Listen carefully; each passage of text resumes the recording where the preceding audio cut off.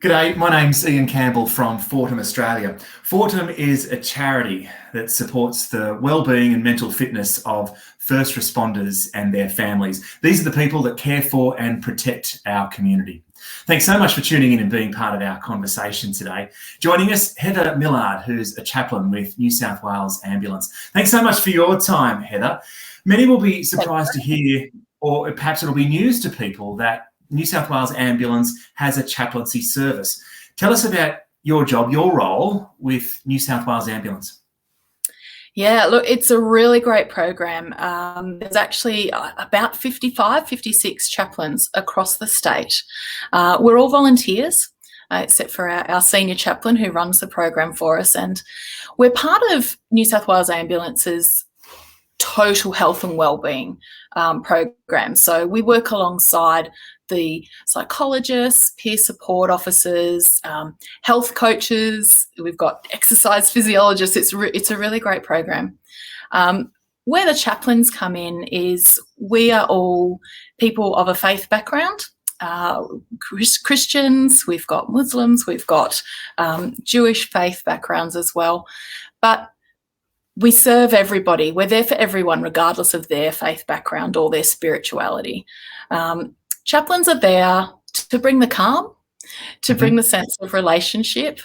We love a cuppa. We love a cuppa and a cookie and a chat. In fact, I was asked the other week by one of the paramedics at one of my stations whether we have a chocolate budget, because we always seem to turn up with a treat. So we're really there to support the paramedics and their families through whatever it is, whether it's a work issue, whether there's things going outside the work life that they just need to talk about. We're there as a friendly ear. And we're not part of the reporting chain either. So I think that's really important, particularly if, every workplace you have niggles with your colleagues at some point. So to have that friendly ear to chat with who isn't required to do a report, that kind of thing. Those can be informal networks, those friendly ears, really important to people's mental fitness. It's not always about booking time with a psychologist, isn't it? As important as that is, it's not always that sort of formal work that we need to do. Those informal channels are really important. Yeah, and that's really something, I guess, that because the chaplaincy program is part of the greater staff health program, we can connect paramedics and their families with those other services if we think it's going to benefit them.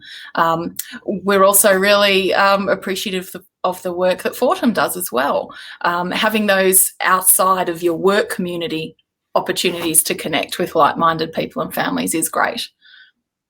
Tell me, Heather, we live in strange times, challenging times. I'm thinking of our friends in Sydney at the moment who are under increasing pressure with COVID-19, but many communities right around Australia have felt that same pressure or different pressures at different times over the last couple of years with bushfires, floods, and of course, COVID-19.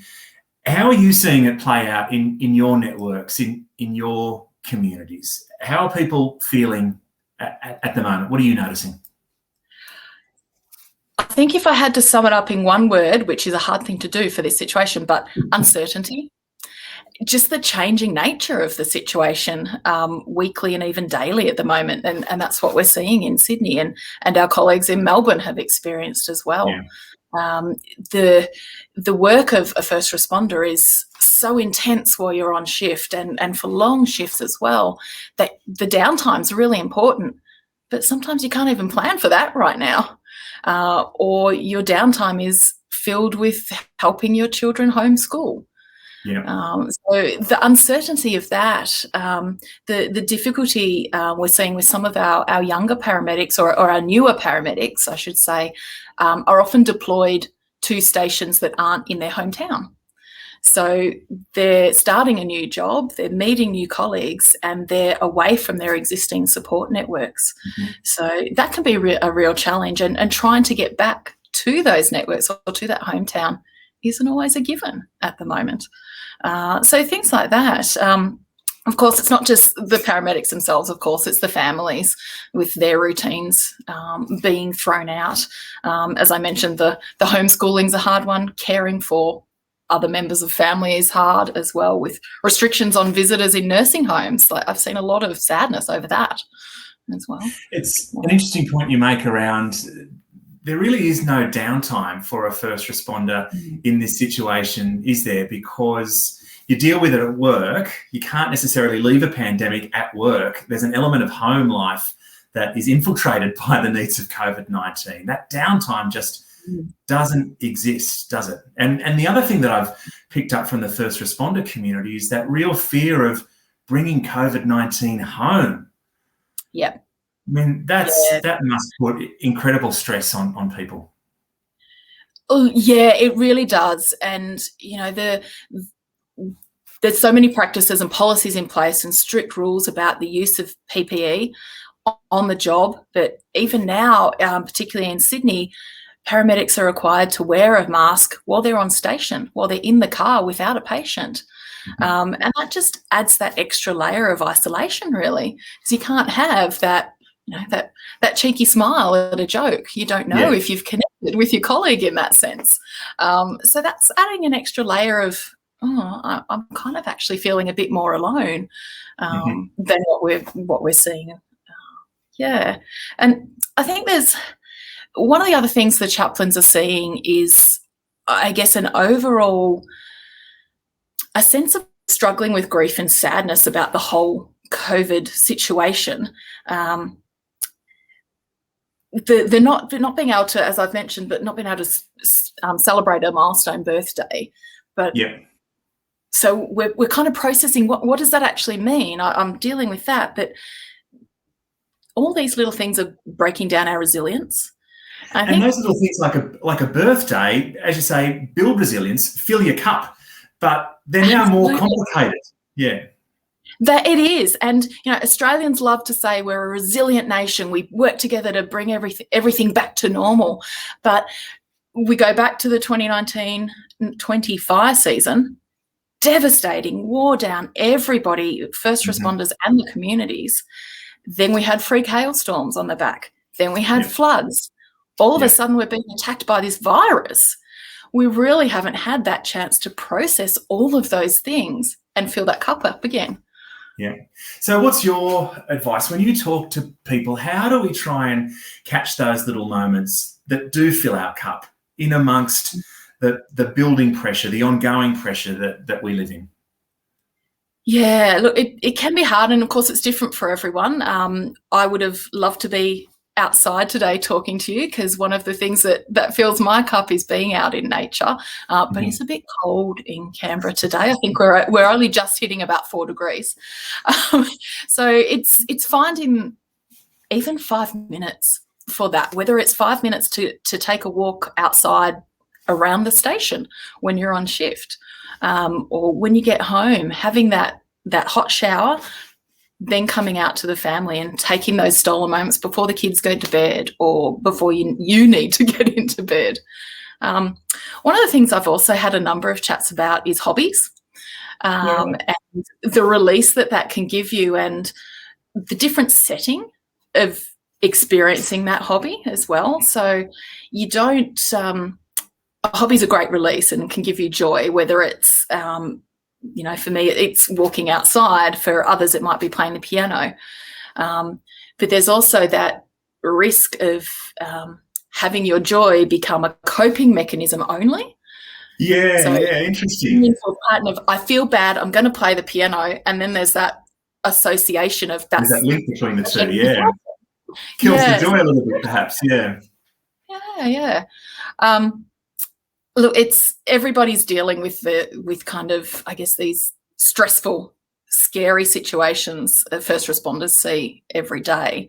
So it's working out what's the trick for you that allows you to, in a sense, compartmentalize some of it, because you don't want to bring that home to your loved ones, but you also need a place where you can process it.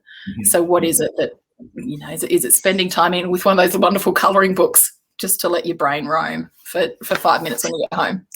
But even just perhaps acknowledging and having an awareness that we're all feeling like this. There's a bond there that we can all relate to. Perhaps that brings a bit of comfort as well, just acknowledging that we're all in this, we're all feeling this, and acknowledging that perhaps opens up some conversations with people as well. Yeah, it certainly does. And I think that's one of the areas that chaplains are really primed for. Our experience, and I guess our faith background, helps us to have those conversations around the questions that you can't answer. Understanding death and the role that we potentially as paramedics would play in that can be really tough, and everyone's going to approach it from a different reason, but a different perspective. Chaplains, whatever faith background they come from, we have a sense of hope in those situations. So that, and I guess that's where we can help have those conversations. We don't have the answers necessarily, but we can certainly have those chats. It's perhaps something that doesn't get talked a lot about in this situation, but the role of faith, the role of spirituality, whatever that means to you. I mean, people have a faith or a belief or turn to the spiritual world for that comfort and guidance. That's also part of this, or can be part of this for people. It's not about playing the piano or a mindful colouring book all the time. There are other options that you point to. Most definitely. And, for me personally, I mentioned I love going out in the bush. And that's a place where, for me, in my personal faith, I feel really connected to God. So I can have that moment of just going, wow, creation's amazing. I'm a part of that. And it kind of centers me.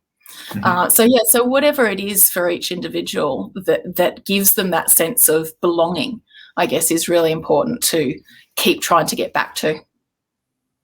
What can the community do to support first responders? What can we do as a wider community to help the women and men who are out there on the front line for New South Wales Ambulance, for police, for fireys? What do you think we can do to support them? I think one of the immediate things at the moment, and we're certainly hearing this from a lot of the paramedics, is there's a sense of frustration around people who aren't following the rules. None of us particularly like wearing the masks, but put them on. Lockdown isn't fun, but if we can adhere to these rules, if we can keep that physical distancing, hopefully it will be shorter. And look, we all love a cuppa, whether it's a hot chocolate or a coffee or a tea. A few years ago, there was that great pay it forward kind of movement going on. If you're in a coffee shop and you've got an extra $5, put it down, ask the cafe owner to, next time a first responder comes in, shout them a coffee. Little things like that in a busy day really go a long way to helping all first responders feel appreciated, I think. Nice idea. I love it. There are some other great ideas on the New South Wales Ambulance website as well, and the Fordham Australia website, and I'll include links to both those websites and those resources and ideas with this video. What's on for the weekend, Heather? You're going to get out into the bush, into the nature that you pointed to? I'm going to try, yes. I'll rug up, have the thermals and the beanie on. Thanks so much for your time today, Heather, and sharing your wisdom. And please pass on our thanks and support to the men and women that you work with at New South Wales Ambulance. We really admire what they do. We're very grateful and we wish them well during these challenging times. Thank you. Thank you, Ian.